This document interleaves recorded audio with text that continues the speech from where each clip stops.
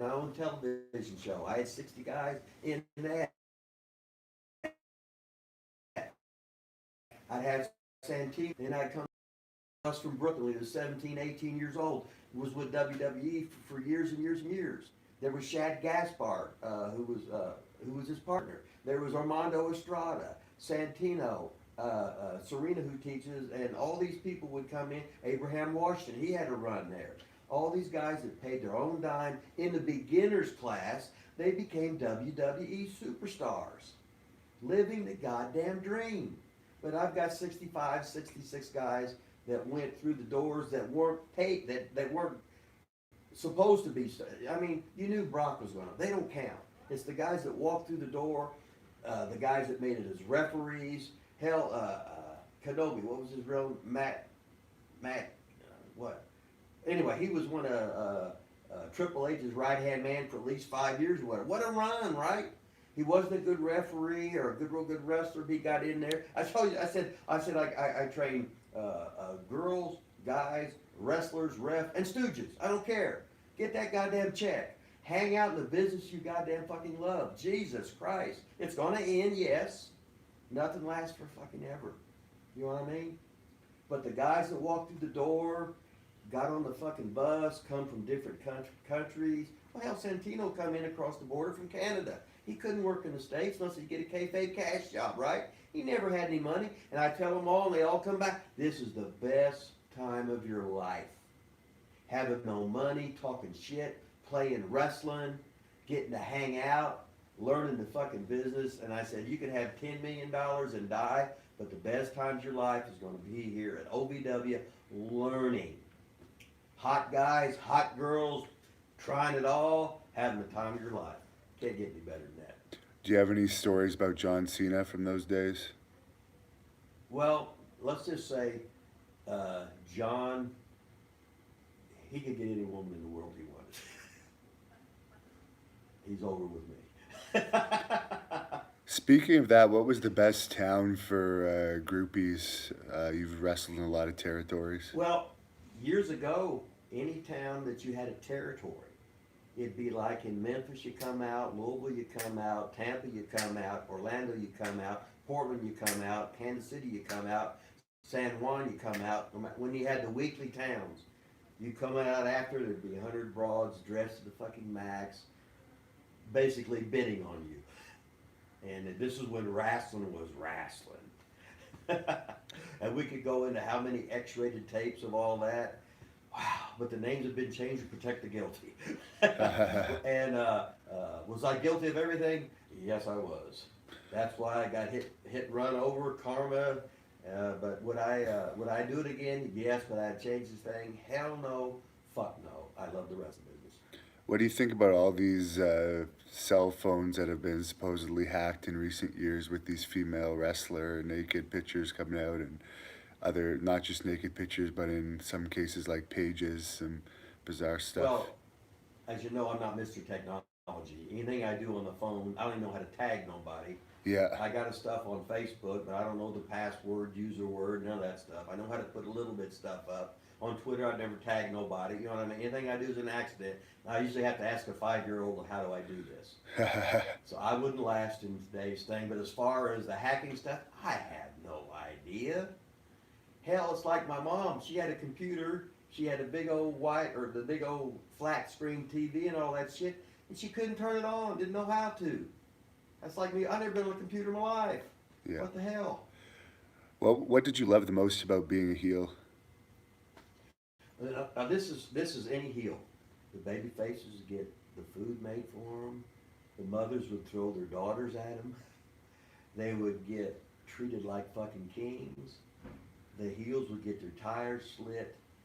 The cops called on them, spit on, kicked trying to go to the ring.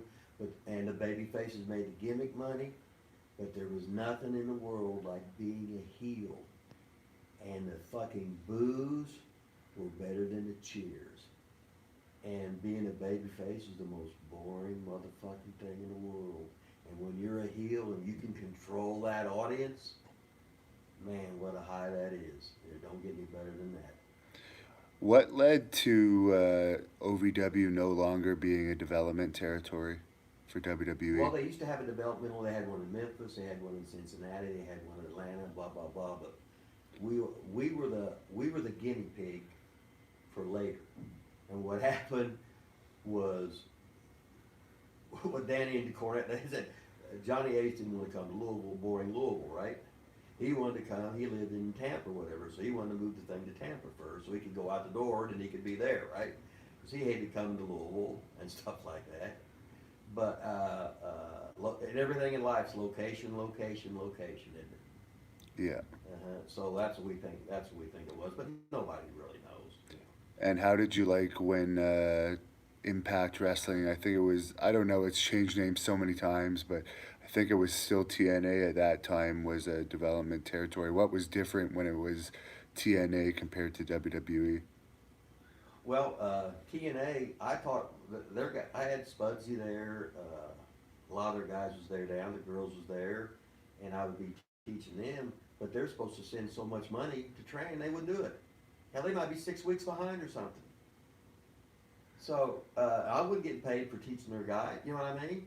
So I asked them a couple times to if they could, it was their choice to pay me for training them, because I wouldn't get no money from the office. So they paid me, and then somebody made a big deal about it. So then they fired me. You know, that's basically fuck you too, assholes. You know what I mean? But they were the bad guys, not me. If I tell you, when I run shows, if you got a guarantee coming in, as soon as you walk through the door, here's your money, Hannibal. If no people show up, here's your money, Hannibal. If 10,000 people show up, here's your money, Hannibal. But I have the option to bonus you, but here's your guarantee for coming in. I'm taking a chance. And running the show on your own, oh my God, I'm doing it, you're nervous as shit. And you might win, you might lose, but you can't wait to do it again the next time. Because you're addicted to fucking wrestling. How do you feel about the lack of selling in modern wrestling? That's on WWE. Everything in this business is on WWE.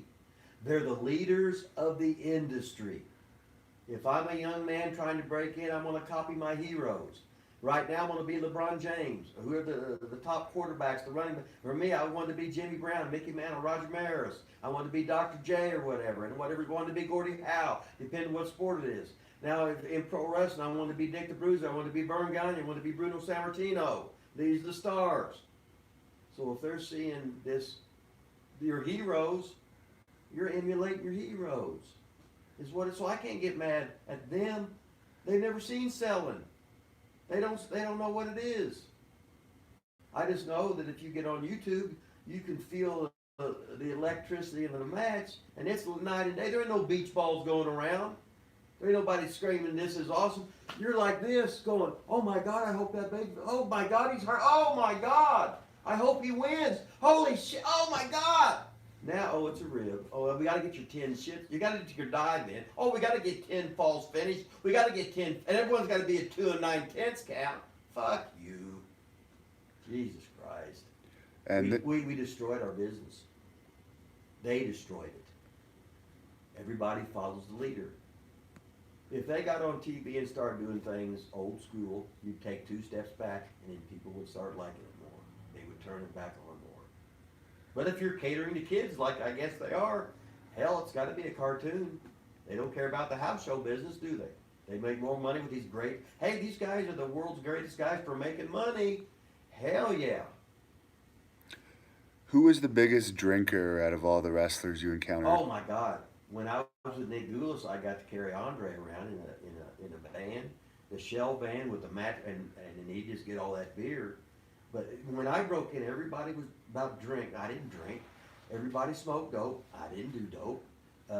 Everybody would do cigarettes, beer, marijuana, and I never really seen guys do coke before. It wasn't me. I trained. You know what I mean? And then now when I went to Germany, we had to contact. We were in Hanover 70 days in a row. We're there 70 days in a row. You can only train so much, so I started taking the Jack and Jills, the pills, the downers, because I was bored. And then Regal taped me on the phone. I'm slurring. He goes, "You're a drug addict. I am not. He showed me that fucking. I listened to that tape. I threw that shit away. Never did it again. You know what I mean? You do it, you didn't even know about it. Yeah. But the drinkers, I don't know the ones that who didn't drink, who didn't smoke cigarettes or smoke dope, who didn't. You know, I didn't. That wasn't my thing. Hell, when I was 16, I took a puff and said, "Oh my God, this is horrible." And you pay money for this? What the hell's the matter with you? You know, if I could drink, I probably had three beers in my life total. Now I could drink immense quantities of vodka mixed with Hawaiian punch and play cards all night and do a set between each hand. I could do that, but as far as with the women, guilty as charged. But the other stuff, no, I wasn't me. Do you think it's possible that wrestling might have a resurgence? Oh hell yeah! Yeah. It's for how many hundred? Up, down, up, down, up, down. There's always new young people. There's no always new old people. Okay. All you gotta do is hook them. All you gotta do is hook them. What do you think the main thing is that AEW is going to have to do? Well, now just think back. Here's Vince. How did Vince make all of his money? Wrestling. He went off to the XFL. Within 4 weeks on television, it started here. It went halvesies. It went halvesies. It went down, down, down, down, down. By 4 weeks, you knew it was over. Now we got the other guy. God damn, he got the big fucking arms. Jesus Christ, Hannibal. Now we got an NFL owner that's got way, way, way, way more money than WWE, and it's his money. He can piss it. He can burn it. It's his money. And if I had that money, I'd want to have it. I'd want to make my kid happy too. It's my money. He can do that. Now they got guys in office positions that have no idea about being office positions. You don't just born into an office position.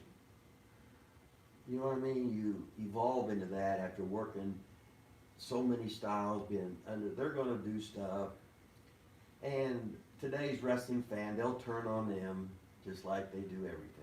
Wrestling fans are butthurt about everything. The wrestlers, can you imagine you wrestle? Your whole dream is to get in WWE, then all of a sudden you don't like your push. I don't know a goddamn wrestler opponent that told you the truth really, except Ole and Watts. Get real. You got a chance to be on WWE TV, make this money, go beyond your fondest dreams, be good for Comic Cons, conventions. Hell, Honky Tonk's still making money on weekends. Jesus, you get a chance to do this. They can take anybody in the world and make you a star. This is not real. We can take any girl, give you a hair color, give you the nails. Oh, she needs boobs. Here's the do these moves, and move. That's it. Get you over, make a star out of anybody, no matter how good or bad you are, and you're complaining about your push. Well, honey, it's your job to be a waiter then, or a waitress or whatever. There ain't many places to go anymore.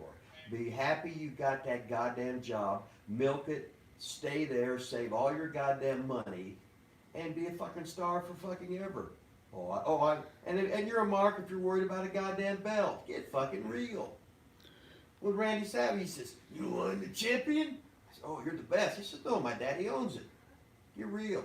This ain't real when you win. It ain't real when you lose. Have a good time with the character. Do the best you can. Work hard. Do the business right. Do the way it's supposed to be done.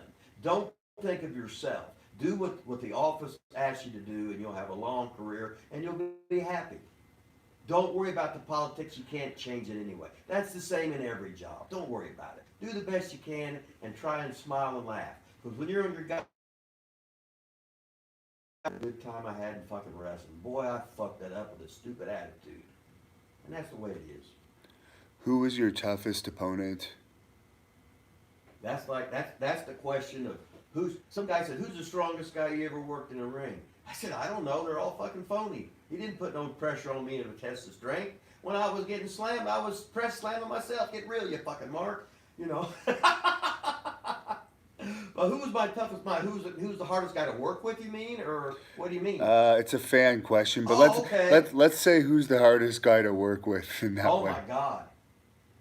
Like, I've worked with Ox Baker. And I drew a lot of money with Ox Baker because I knew what he could do. I'm not asking to do very much.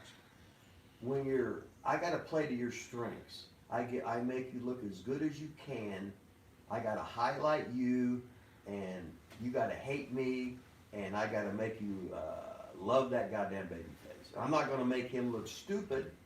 I want to make this guy look like the greatest professional wrestler that he can.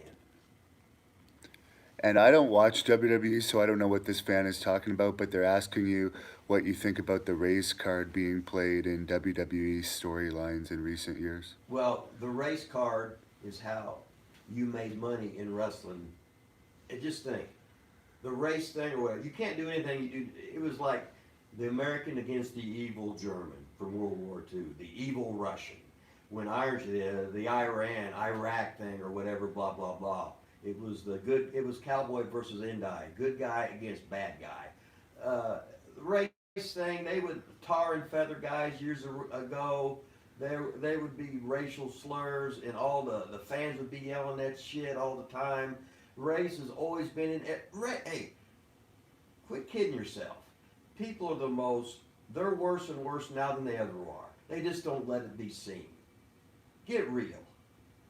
Don't be a fucking mark in the world. But anyway, what are they doing on TV? I have no idea. But it's PG. No matter what it is, it can't be that. Everybody's butt or over anything. You can't. I said, hey, you fat bastard. Oh, you can't call him fat. What? Well, you lazy. Oh, you can't call him lazy. Oh, everybody's got to have a goddamn participation fucking trophy. I got 42nd in a goddamn Shelbyville Invitational. How many were there? 43. But I got my trophy. Shit, I was throwing trophies away because it's second place. Fuck, what a pussy I am. I gotta work harder. Jesus fucking Christ. Was Ox Baker's heart punch stiff? No. It's a total work glove. And is it true Batista got into a behind-the-scenes fight when he was in OVW? I think he did with Slick Robbie D. Yeah. I'm thinking so. Did I see it? No.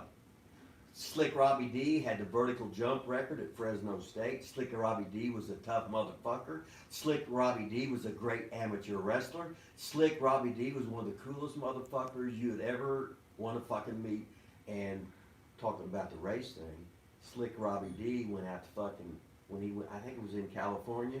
They said he made some trouble, and all of a sudden he hung himself. That wasn't Slick Robbie D. He was the most confident man, nice guy. We would walk in, he would be sitting there at the basketball thing where you go work in a lot of high school gyms. I'd say, Robbie, do it now. I'd throw him the basketball. He could take no steps. He'd jump up with no steps, dunk it over his head backwards, and then he'd go back to sitting down with no warm-up. Wow. He was just, he did the leapfrog with the Big Show. Because Big Show was down there. Yeah. What was that fight about over Batista's then girlfriend or something? I don't know, because Robbie had quick wit, and he was a smart ass. You know what I mean? Yeah. And these guys were all alpha males. Hell, Brock would be shooting with no neck kick, and Eric Angle, Kurt's brother, and the Predator. What the hell? Sylvester Turk. Sylvester Turk. These were great, and they wanted to shoot. Ron Waterman was down there, right? Yeah. All these guys. I said, boys, quit doing that shit. We gotta fucking learn how to make money and not get hurt. You guys can get hurt and fuck yourself up. You know. Why didn't Sylvester Turk have a better career in WWE? Hey, in any job, if the boss likes you, you're in. If I'm the boss, I can hire you to be a head chef even though you can't boil water. Because you're my next door neighbor's cousin. And that's it. You don't have to be right. You just got to do, if a boss likes you, you're in. If not, you're out. And that's the way it is. They can make a star out of anybody. They can manipulate. They know. We could have had the Invisible Man on 99 straight weeks and he keeps beating people. Finally, people, they got the Invisible Man's over. He's a champ. They can make a star out of anybody. Did you ever work with Buzz Sawyer? Oh my God, Buzz. Buzz was a great worker. And a lot of times we would be on tour with Ole, and I'd work with Tommy, and Buzz would be coming out. That meant Tommy would pass out drunk in the dressing room. And Buzz was a great athlete. He was a great worker. He was sort of a bully, but he was always nice to me, and that's all I can go by. But he was so talented. Jesus Christ, he was great. He wasn't all there in the head, but he was a great wrestler. And how is Al Snow at running OVW compared to Jim Cornette? Well, Danny always ran the thing. Danny was the boss. What Danny said, but Danny had the thing. He was running it in the '90s, way before I even went in with him.